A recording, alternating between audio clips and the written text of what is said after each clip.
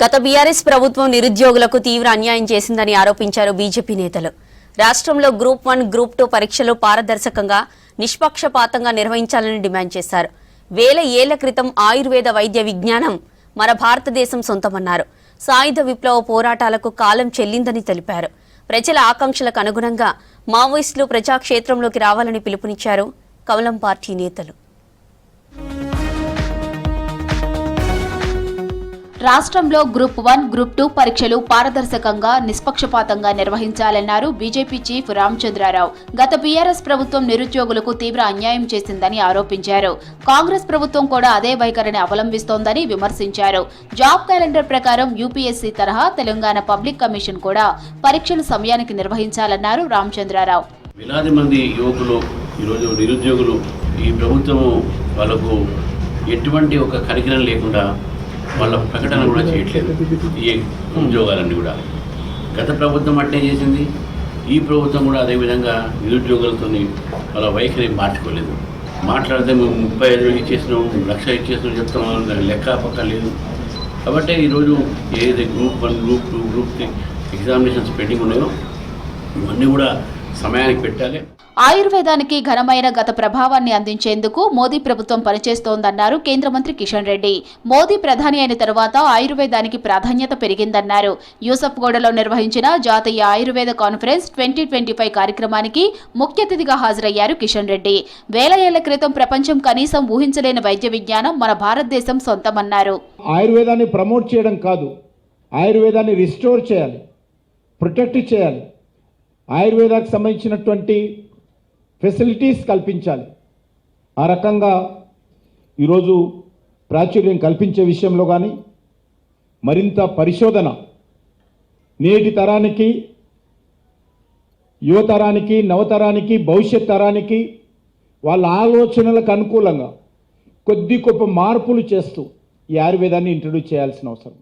హోంమంత్రి అమిత్ షా పిలుపుతో మరోసారి మావోయిస్టులకు విజ్ఞప్తి చేస్తున్నట్లు తెలిపారు కేంద్ర హోంశాఖ సహాయ మంత్రి బండి సంజయ్. ఆయుధాలు విడిచిపెట్టాలని కోరారు. సాయుధ విప్లవ పోరాటాలకు కాలం చెల్లిందన్నారు. ప్రజల ఆకాంక్షలకు అనుగుణంగా మావోయిస్టులు ప్రజాక్షేత్రంలోకి రావాలని పిలుపునిచ్చారు. 43 సంవత్సరాలుగా పార్టీకి సేవలందించిన సిపిఐ మావోయిస్టు కేంద్ర కమిటీ సభ్యురాలు సుజాత తెలంగాణ ప్రభుత్వం ముందు లొంగిపోయారని ఎక్స్లో పోస్టు చేశారు సంజయ్.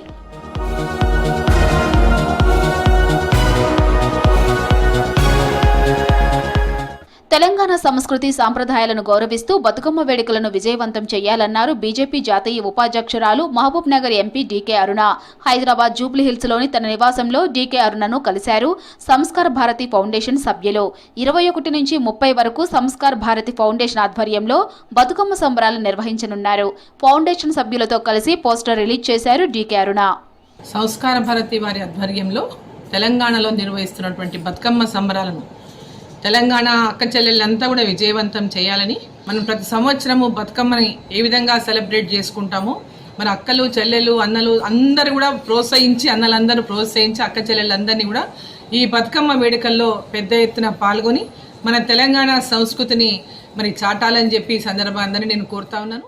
హిందువులపై కాంగ్రెస్ ప్రభుత్వం వివక్ష చూపిస్తోందన్నారు నిజామాబాద్ ఎంపీ అరవింద్. ముస్లింలకు అనుకూలంగా వ్యవహరిస్తూ హిందువులను భయభ్రాంతులకు గురిచేస్తోందన్నారు.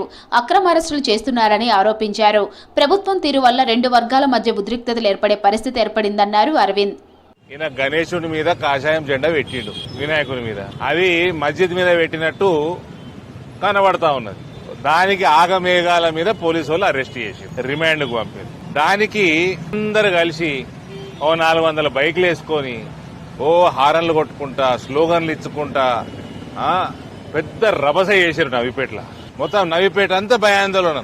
మరి వాళ్ళ మీద కేసులు పెట్టు. ఇటువంటి వల్లనే సమాజంలో చీలికలు వస్తాయి. నువ్వు అందరికీ సమానంగా ఉంటే చీలిక రాదు.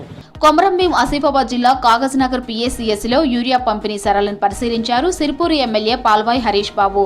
టోకెన్లు ఉన్న రైతులకు పూర్తి స్థాయిలో యూరియా పంపిణీ చేయాలని అధికారులను ఆదేశించారు.